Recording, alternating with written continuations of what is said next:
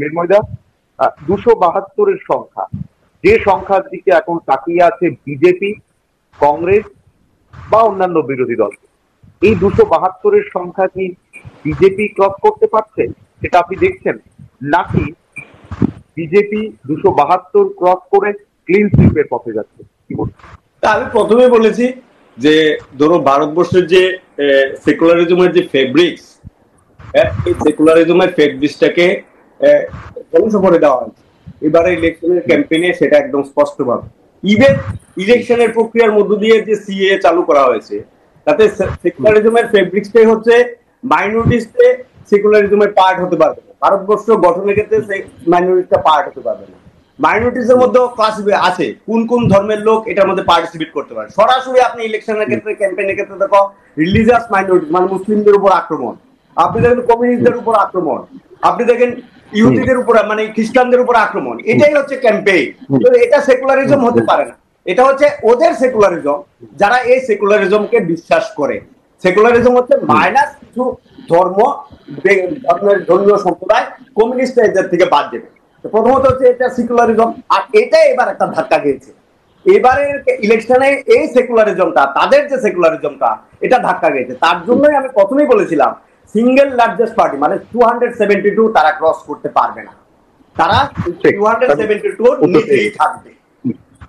এটা হচ্ছে একদম শর্ট করে আপনার থেকে নেব, 272 ফিগার বিজেপি ক্রস করতে পারছে, একক সংখ্যাগরিষ্ঠতা কি বিজেপি পাচ্ছে, নাকি একক সংখ্যাগরিষ্ঠতার নিচে এবার বিজেপি থাকবে এনডিএ যদি পারে এই সংখ্যাটা পার করতে, নাকি ইন্ডিয়া ক্লিন সুইপ করে যাবে 272 থেকে? কি বলছেন? দেখুন, আমি একটা সেকুলারিজমের কথাটাকে উদ্ধৃত করে বলছি যে সেকুলারিজমটা এস্টাবলিশড হয়েছে বলেই ভারতবর্ষে এখন বিরোধীদের একটা কাজ করছে যে সংখ্যায় পৌঁছতে পারবে কিনা, কিংবা তারা শাসক হিসেবে বিরোধীর থেকে শাসক দলে আসতে পারবে কিনা। কারণ সেকুলারিজম যখন সঠিকভাবে চলছে, তখন কি হচ্ছে, তখন জাতপাতের বিষয়টা উঠে যাচ্ছে, পক্ষপাতিত্ব উঠে যাচ্ছে, এবং আপনার সঠিকভাবে মানুষের বিভিন্ন প্রকল্পগুলো মানুষের কাছে পৌঁছে যাচ্ছে। আপনার একটা খেয়াল আছে যে এই দেখুন এতগুলো প্রকল্প চালু হয়েছে, কোথাও কিন্তু প্রকল্পের বিরুদ্ধে কোনো কিছু আসেনি যে একটা কেউ দাবি করেছে যে এই প্রকল্প সঠিক ব্যক্তিকে দেওয়া হয়নি, তো এই জায়গাটা আসেনি। কিন্তু আমরা লক্ষ্য করেছি ত্রিপুরা যখন রেগার কাজ শুরু হয়েছিল, হ্যাঁ, তখন কিন্তু দেখা গেছে যে পুরো ত্রিপুরা জলের নিচে চলে গেছে। এরকম একটা কাজ দেখা দিয়েছিল যে পুরো পুকুর কাটতে কাটতে এরকম একটা অবস্থা যে এত বর্গ কিলোমিটার পুরো পুকুরে হয়ে গেছে। সেই জায়গা থেকে কিন্তু আমরা এরকম কোনো কিছু দেখতে পারিনি। তারপর যেটা বলা হচ্ছে, দেখুন একটা মাননীয় কলকাতা হাইকোর্টের একটা রায় কিছুদিন আগে বেরিয়েছে ওবিসি বিষয় নিয়ে, ঠিক আছে? এটাতে কিন্তু একটা বিশাল, কারণ আমরা যখন বলছি যে ধরুন ওবিসি কিংবা যে সেকুলারিজমের ফেব্রিকটা আমরা এস্টাবলিশ করতে চাইছে বিরোধীরা, তাহলে সেখানে কিন্তু একটা বড় ধাক্কা, একটা কোর্টের রায়, একটা কি বলে আপনার ওবিসি সংক্রান্ত বিষয় নিয়ে 5 লক্ষ সার্টিফিকেট ধারী যারা ওবিসি ঘোষিত হয়েছিল, তাদের এখন দেয়ার এট স্টেক, যে তারা এখন কি করবে, এই জন্য দায়ী কে?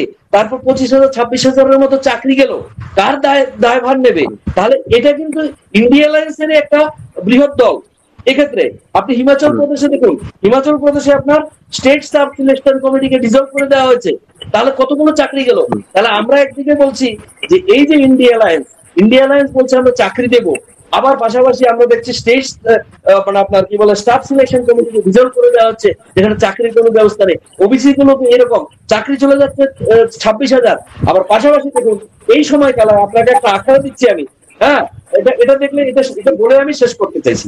দেখুন India's per capital national income for 2023, হ্যাঁ, এটাতে কত হয়েছে? 1,72,000 অ্যাকর্ডিং টু এনএসও মানে ন্যাশনাল স্টাফ অফিস রিপোর্ট অনুযায়ী। আর সেটা 2014-তে কত ছিল? 86,647 টাকা, ঠিক আছে, পার ক্যাপিটাল ন্যাশনাল ইনকাম। আবার যদি আমি আসি যে নেট ন্যাশনাল ইনকাম 2014-15-তে ছিল 72,805 টাকা, আর এবার 2022-23-এ হয়েছে 98,118 টাকা। তাহলে এই যে 2014 থেকে 2024 আমি বলছি আমার যে পার ক্যাপিটা ইনকামটা বাড়লো, কার শাসনকালে বাড়লো, কার সময়কালে বাড়লো? এটা অবশ্যই মোদিজি। এইগুলো বিষয়গুলো মাথায় রেখে আমি সংখ্যা বলতে চাইছি না, কিন্তু সরকার আসবে সেটা নিশ্চিত, and রিসাউন্ডিং the victory for Modiji for the third time, আমি সেটুকু বলবো।